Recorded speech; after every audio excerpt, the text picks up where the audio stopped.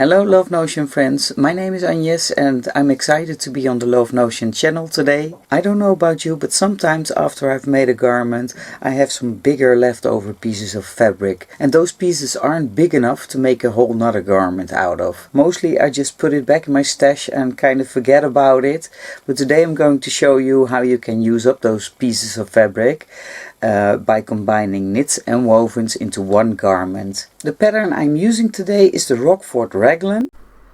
The Rockford Raglan is a loose-fitting raglan tee. It has 4 body views, a tunic length with swing, a shirt length with swing, a tunic length straight fit with an asymmetrical overlay, and a shirt length straight fit with a banded hem. The Rockford Raglan is today's Feature Friday, so it's only $5 today. You can find it on the Love Notion website, which will be linked below of course. But now I'm going to show you how you can use up those leftover pieces of fabric by combining knits and wovens into one garment using the Rockford Raglan.